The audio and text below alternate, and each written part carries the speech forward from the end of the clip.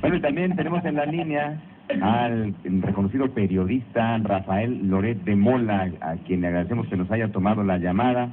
¿Qué tal? Muy buenos días. Sobre la mesa, Daniel Valles, Servando Pineda y Alejandro Velasco. Y Humberto Leal. ¿Qué tal? ¿Cómo le va, mamá? Perdón, Humberto Leal, me quedé. Es Humberto Leal. Rafael, muy buenos días. Buenos días, me da mucho gusto estar aquí con ustedes, pues desde la Ciudad de México, ahí creo que es un poquito más temprano, ¿no? Es un poquito más temprano. Las 9, una hora, las 9. 9:17 en este momento.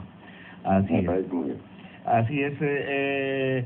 Oiga, pues tomando en cuenta su larga trayectoria como analista político y sobre todo como escritor, a veces de novelas, a veces de realidades, quisiéramos su opinión con respecto a esta coyuntura que estamos viviendo de intensas reformas y particularmente sobre la reforma electoral o llamada reforma política que en estos momentos se está cocinando.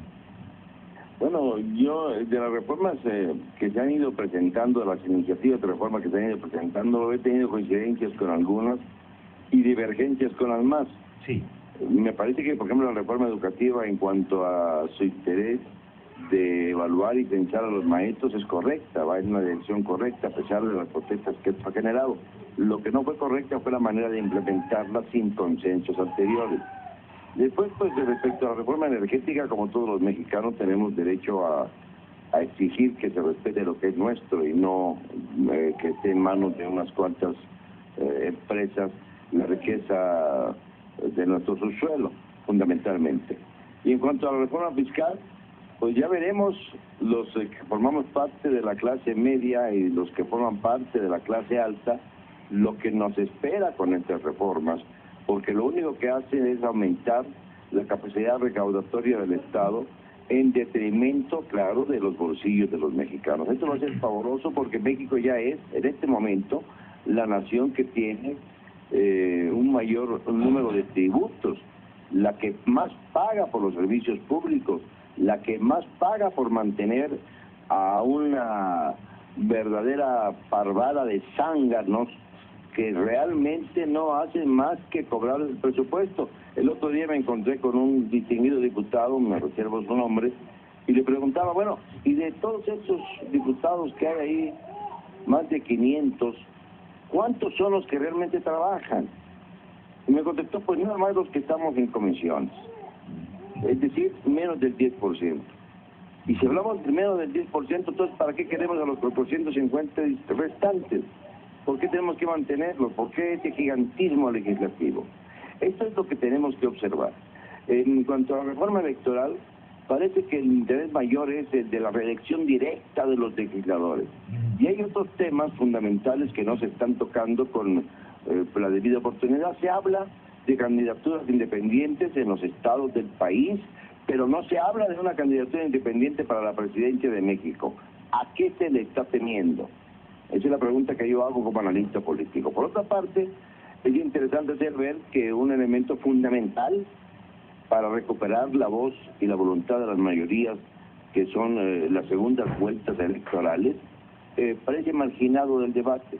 ¿Y esto por qué? Porque hay un gran temor entre las tres minorías que los contrarios sumen y les ganen. El PAN, pues el PAN tiene temor de que el PRI y el PRD se junten, porque digamos que pueden tener la idea de que son primos hermanos, pero resulta que el PRD, y esto me lo ha dicho algún vocero del PRD, concretamente Martí Batres, alguna vez me lo comentó, tienen el gran temor de que si van a una segunda vuelta, la derecha, porque consideran al PRI y al PAN en la misma órbita de la derecha, sumen y ganen. Y el PRI, pues el PRI tiene la experiencia naturalmente de las alianzas turbias que han efectuado en distintos estados del país el PAN y el PRD. Entonces las tres minorías no quieren saber nada de segunda vuelta porque temen perder. Pero esto no es un sentido democrático. En la democracia se debe recuperar el señalamiento fundamental que es la voluntad de la mayoría. Sí. Sin embargo, bueno, más o menos, de todas maneras, aunque no está legislado al respecto, prácticamente ese tipo de alianza se dio. Recordamos el 88, por ejemplo, 1988, donde el PRI estableció una alianza a la vista de todos los mexicanos con el Partido Acción Nacional para el reconocimiento del triunfo, de su triunfo electoral, del tricolor, de Carlos Salinas de Gortari.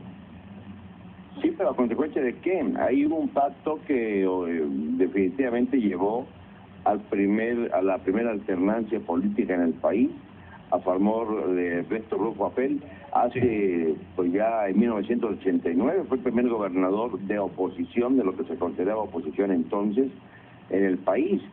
Esto habría que analizarlo en un contexto de franca negociación, porque fue evidente que lo que se quería era aplastar al movimiento que surgía de izquierda en todo el país y que había tenido obviamente una gran repercusión en estados como Michoacán e incluso en el Distrito Federal. Si se le dio el reconocimiento a Rojo, también se le debía haber dado el reconocimiento a Cristóbal Arias, que había competido para el gobierno de Michoacán. Y sin embargo no fue así, una solución negociada en el norte, una solución de fuerza en el sur, en el estado de Michoacán exactamente. Pues sí, ahí Baja California, pues les ha costado mucho trabajo sacudirse al dinosaurio azul. Maestro, aquí Alejandro Velasco, ¿considera usted que pues hay un despertar de la sociedad que empieza ya a reclamar y bueno, que esos reclamos se empiecen a tomar en cuenta por parte de quienes toman decisiones? Yo creo que la sociedad mexicana se está haciendo escuchar más fuerte. Sí.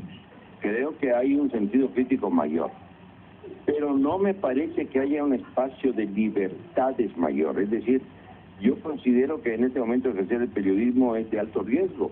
Sí. Las cifras lo dicen, no es algo que estemos inventando. Ahora, en lugar de matar a los periodistas, se les desaparece y nunca vuelven a aparecer. Es exactamente lo mismo, es una modificación de términos. Pero el hecho es que estamos en una situación de más riesgo que cuando el salinato trágico, que cuando el año de la barbarie, 1994, por ejemplo, y que México sigue siendo uno de los países que más violencia contra informadores mantiene en el mundo. Esto nos debiera preocupar a todos los que formamos parte del gremio, y sin embargo pareciera como que nos queremos olvidar para hacer nuestra tarea. Pero no es así, no es que tengamos miedo, no es que le apostemos al miedo, sino lo que tenemos que hacer es tratar de que se nos den las suficientes garantías. Fíjese qué curioso, a los periodistas se les puede denunciar por muchas razones, por difamación, por calumnias, por injurias, dependiendo del Estado de la República, por daño moral, que eso me parece una figura aberrante en cuanto al uso faccioso de la misma. Pero los periodistas, en cambio, ¿qué instrumento de ley tenemos para denunciar a un funcionario que pretenda cooptarnos, para denunciar a un funcionario que pretenda perseguirnos o reprimirnos, para denunciar a quienes dentro de los consorcios privados y públicos se sienten incómodos por nuestros señalamientos? ¿Cuál es el delito que se puede tipificar ahí? No hay.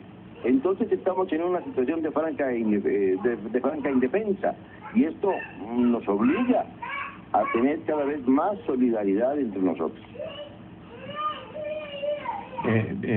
Pero bueno, ¿qué hay con las redes sociales? ¿Sí provocarán un cambio? Porque ya mucha gente se está manifestando, no solamente periodistas, sino también el público en general, a través de estos medios, ya se manifiesta, ya dice lo que no le gusta. Claro, no le hacen mucho caso en este momento, pero será como la puerta de acceso para que en un futuro las cosas sean diferentes.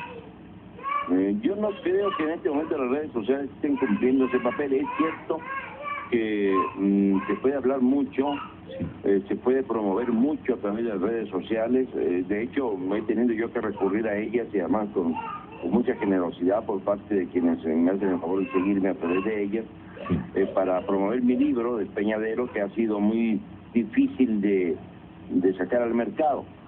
Pero más que eso, también existe un riesgo, el riesgo de que se utilice el terrorismo cibernético, es decir, el que sea una arma para desarticular o desestabilizar al país, como ya ocurrió en algunas entidades de México, en donde a través de las redes sociales se han difundido noticias falsas, alarmantes, que han provocado reacciones sociales muy complicadas, que han rebasado incluso a la autoridad. Yo creo que esto del mundo cibernético lo tenemos que ver con mucho cuidado, y además con el interés de regularlo para bien, Lo que pasa es que los cibernautas, cuando oyen la palabra regulación, se ponen como esquizofrénicos. Sí. Piensan que se va a coartar su libertad absoluta, la libertad absoluta que tienen de decir lo que les dé la gana y de meterse en donde les dé la gana y de hacer barbaridades, pero ya no pueden, por ejemplo, estar libres los pedrastas, por ejemplo, ¿no? Es decir, que usaban estas redes sociales para traerse clientela. Sí. Ya hay una policía cibernética que los está vigilando. Bueno, pues de la misma manera, cuando alguien falsea la información, pues tiene también que someterse, obviamente, a una policía que pues proteja los intereses de terceros, de la colectividad, en el mundo cibernético, en el mundo real, en cualquier parte, en la universidad, fuera de ella, en las autonomías, en las soberanías, en todas partes debe regular el orden si queremos encontrar la civilidad necesaria. Maestro, el libro Despeñadero, ya está a la venta acá en Ciudad Juárez, no sabe si ya llegó, ya llegó, ya aquí nos dicen que ya está aquí. Ya está aquí sí, para recomendarlo. Yo creo que sí, además en Ciudad Juárez pues he tenido la suerte de tener muchos lectores. Sí, cómo no. Y eso pues me alegra muchísimo porque fíjese que cuando publiqué Ciudad Juárez en 2005, sí. Ha habido muchos autores que publican libros sobre el drama de Ciudad Juárez, pero referidos concretamente a los problemas del feminicidio, o algunas veces del narcotráfico, pero no se atreven luego a dar la cara, se huyen, unos al Paso, Texas, como una autora que por ahí vino, y otros a más otros lejos del mundo, ¿no? Sí. Y yo me atreví a ir a presentar mi libro de cara a los lectores de Ciudad Juárez. Eso es uno de los grandes orgullos que llevo, ¿no? Sí, tuvimos la oportunidad. La respuesta fue muy positiva. Tuvimos la oportunidad de saludarlo por acá en esa ocasión. Sí, y bien, esperemos que pronto vuelva. Pronto esté por acá para presentar el libro Despeñadero. De ir allá porque me hace falta una buena comida china que usted sabe que es mi debilidad más grande. Así es. Y además hay un restaurante en especial cuyo nombre no digo para no hacerle publicidad. Pero está ahí en América. América de Triunfo. Pero está muy céntrico. Ya sabemos cuál es el que usted prefiere. Entonces, así que recomendamos el libro Despeñadero, ¿verdad? Bueno, ¿así pronunciado?